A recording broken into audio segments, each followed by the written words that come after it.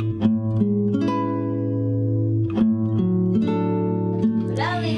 now, it's time for DJ Rocky's Secret Files.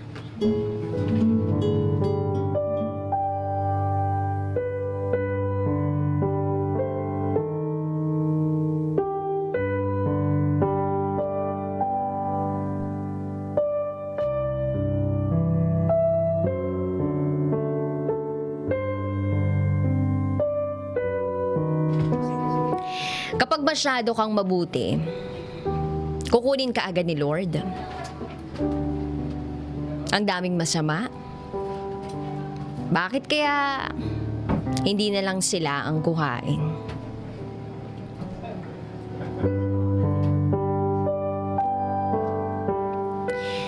He is my great love.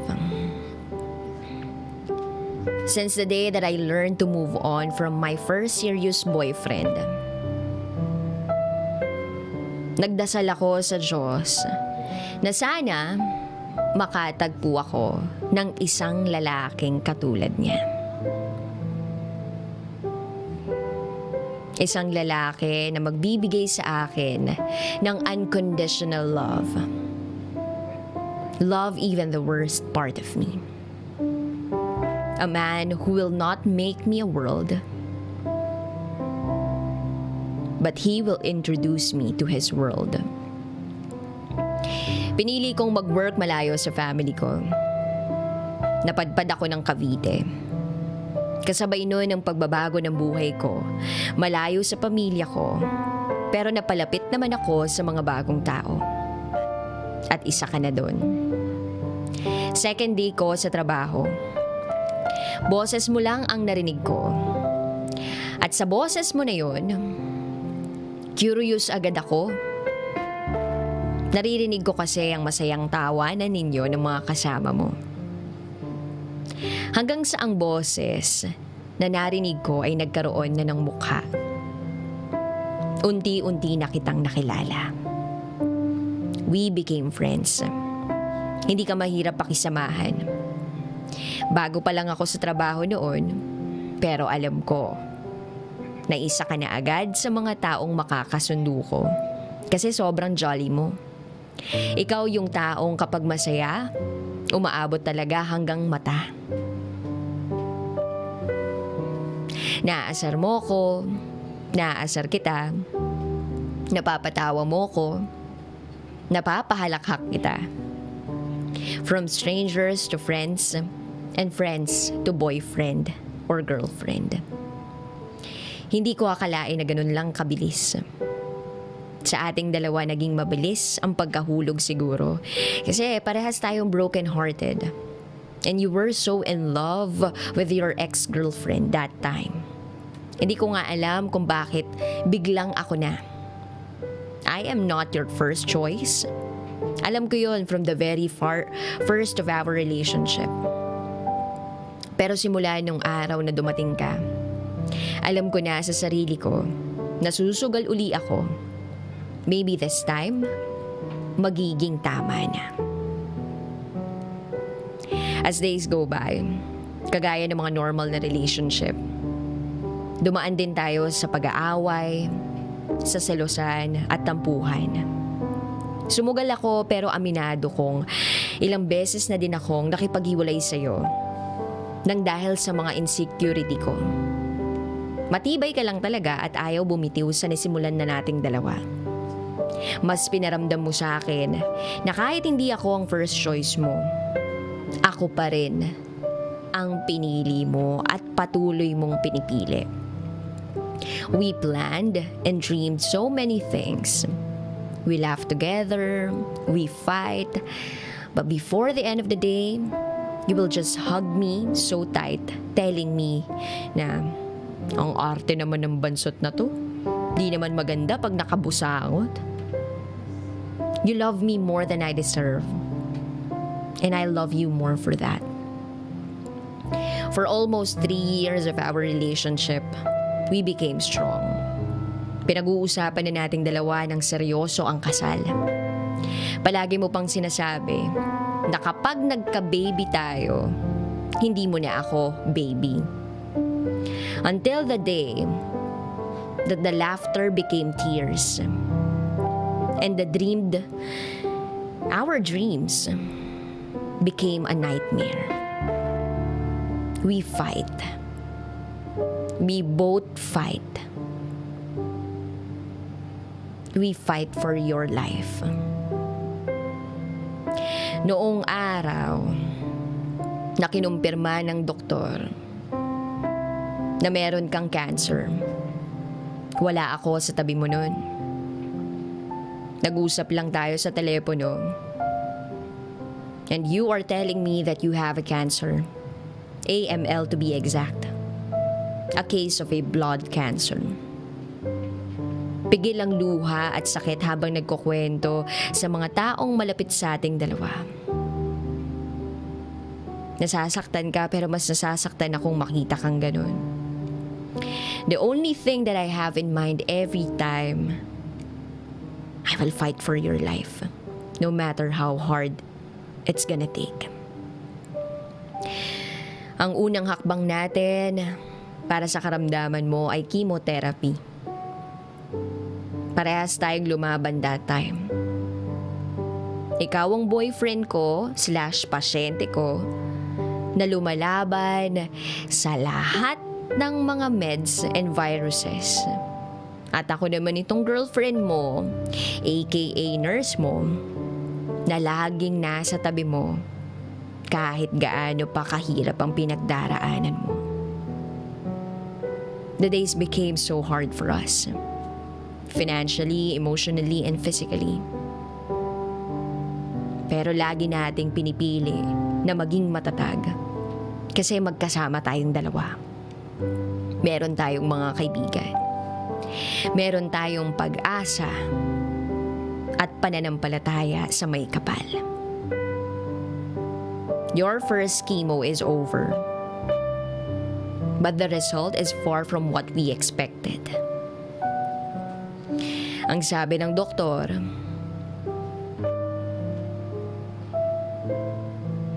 meron ka pa daw 10% ng cancer cells sa dugo mo.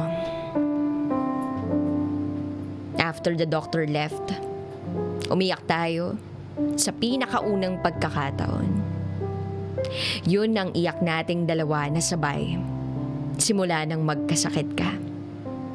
Tapos sabi ko, bakit ka umiiyak? Ang sagot mo, umiiyak ka kasi. At sabay na tayong natawa. We laughed. Naging masaya pa rin tayo kahit na alam nating dalawa kung gaano kasakit yun. Nagpatuloy tayo sa buhay. Hindi nawawalan ng pag-asa. Kasi naniniwala tayo na sabay natin tong haharapin. Matatag at nagmamahalan. Naniniwala pa rin tayo na palaging may rason sa lahat ng bagay. Akala ko hanggang doon lang ang sakit. Pero akala ko lang pala yun. Until that day, October 23, 2015. Akala ko, saya lang ang pwede kong maramdaman sa pagsabi mo ng mahal kita. Pwede din pala yun maging masakit at nakakatakot.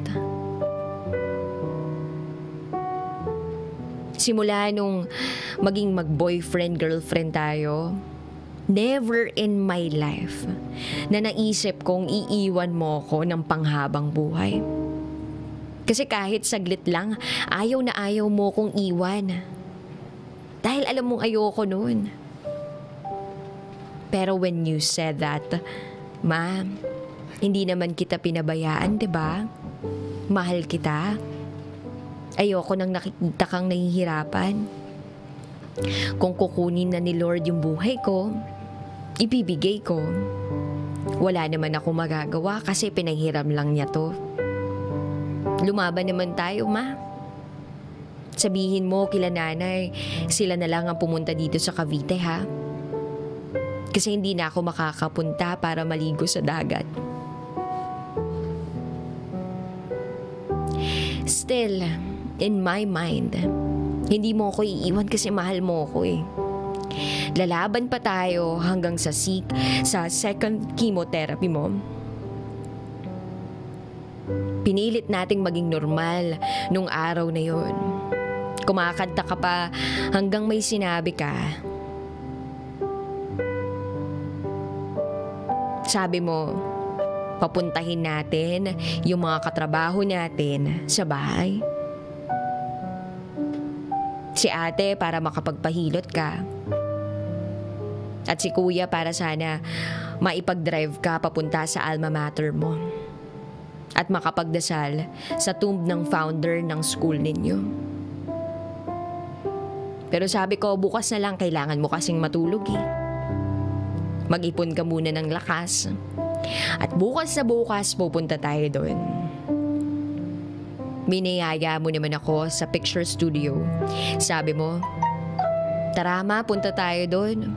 Gusto ko ng malaking picture nating dalawa. Nag-post ka pa sa harap ko. Pero still, nag-refuse ako kasi mas mahalaga sa akin na makapagpahinga ka at makapag-ipon ka ng lakas para magawa natin ang mga gusto mo. Pinilit kitang matulog noon. Pumayag ka naman. Baon ang pangako na pupunta tayo kinabukasan sa mga gusto mong puntahan. You kissed me bago ka matulog. Sabi ko, sa tabi mo lang ako at hindi kita iiwan. Ilang oras pa lang simula nang natulog ka. Pero ayaw mo nang gumising. Gising ka pero hindi mo na kayang magmulat ng iyong mga mata. At hindi mo na kayang ibuka ang iyong bibig. Sabi ko sa'yo, hindi ko kayang wala ka kaya kailangan mong gumising. Pinilit kita. Wala kang ginawa noon kundi ang yakapin lang ako ng mahigpit. At 3 pitik sa pader ang ginawa mo para maiparating sa akin na mahal mo ko. Mahal na mahal mo ko. Natakbo ka pa namin sa ospital. Doon, ipinagpatuloy ko ang tahimik kong pagdarasal. Dasal, nabigyan pa ako ng pagkakataon na mas maalagaan ka pa. At kahit panghabang buhay ang pag-aalaga ko sa'yo ay gagawin ko. Huwag ka lang niyang kunin sa akin. Kahit na pagkatapos mong gumaling at makahanap ka ng iba, basta buhay ka lang, tatanggapin ko. Basta nakikita kitang humihinga. Kinuusap kita kasi naniniwala akong naririnig mo ako. Sabi ko sa'yo, kaya kong alagaan ka. Nahihirapan ako pero hindi ako susuko kaya lumaban ka pa. Kahit kay kamatayan, ilalaban pa kita. Pero kung hindi mo na kaya at pagod ka na, sige na. Papalayain na kita. Magpahinga ka na. Kahit masakit. Kahit na alam ko sa pag-alis mo, mag-isa na lang akong lalaban. Kakayanin ko. Basta maging malaya ka lang. At maging masaya pagkatapos ng lahat ng naranasan mo. Unti-unting humihina na ang tibok ng puso mo. Hanggang sa tuluyan ka nang nawala. Iniwan ako. Iniwan mo na kami.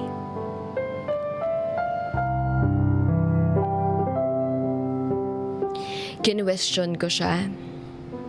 Kinwestiyon ko ang pasya niya na sa dami-daming tao sa mundo, bakit ikaw pa? Bakit siya pa, Lord? Ang daming masamang tao, pero bakit siya pa na walang ibang ginawa kundi ang maging mabuting anak? Mabuting kapatid, mabuting kaibigan, mabuting katrabaho, at mabuting boyfriend. Bakit siya pa na walang ibang ginawa kundi ang maging mabuting anak? Pero ano nga bang magagawa ko? Kagaya ng sabi niya, hiram lang ang buhay niya. At wala kaming magagawa kundi ang ibalik sa'yo kung babawiin mo na. Pero bakit ang daya mo naman, Lord? Hiningi ko siya sa'yo pero sana hindi mo naman agad binawi. Sana binigyan mo pa ako ng mahaba pang panahon kasama siya para mapatunayan ko pa sa'yong deserve ko siya. Dinasal ko siya. Ibinigay mo, pero bakit binawi mo agad? Mga tanong na hanggang ngayon wala pa ring mga kasagutan. For almost 4 years na wala na siya. Yung sakit parang kahapon lang. Kung gaano kabilis ang panahon, ganun naman kabagal ang paghilom ng sugat dahil sa pagkawala niya. Pero eto ako ngayon, patuloy na lumalaban sa mga araw na wala na siya. Patuloy na nilalabanan yung sakit na kailanman ay hindi na siya babalik pa. Patuloy akong nagmamahal kahit wala na siya. Kapag nawalan ka, andun yung pakiramdam na ayaw mo nang magpatuloy pa sa buhay. Hindi mo nagugustuhin pang magising sa umaga na wala siya sa tabi mo. At hindi nakikita ang mga ngiti niya. Pero sa tulong ng mga taong malapit sa aming dalawa nagagawa ko. Pinipili kong huminga uli kahit kalahati ng buhay ko ang nawala. Kasi alam ko, gusto ni Robert na magpatuloy ako sa buhay ko kahit wala na siya. Hindi madaling makalimot at makapag-move on. Hindi kagaya ng simpleng first breakup or heartbroken na experience na isang tao sa buhay niya. Ang sakit sa pagkawala ng taong ipinahiram sa'yo ng panandalian lang. Iba ang sakit sa taong pinagpalit ka sa iba kesa sa sakit na iniwan ka niya. Hindi para sa iba, kundi hindi na kaya ng katawan niya. Yung sakit na hindi na siya babalik pa. Pero kagaya ng sinasabi niya nung nabubuhay pa siya, I love you till death do us part. Alam kong sa huling hininga niya, ako ang mahal niya. Masakit, pero pinipilit kong maging masaya. Kasi alam ko sa puso ko, hindi na siya mawawala pa. Sa piling ni Lord, hindi na siya masasaktan pa sa tusok ng mga karayom sa balat niya, sa pagdaan ng mga gamot sa ugat niya. Sa langit, palagi na lang siyang magiging masaya at hindi naluluha pa. Kahit ilang taon na, hindi pa rin nababawasan yung sakit sa pag-alis niya. Pero patuloy akong mabubuhay. Dala-dala ang mga alaala niya.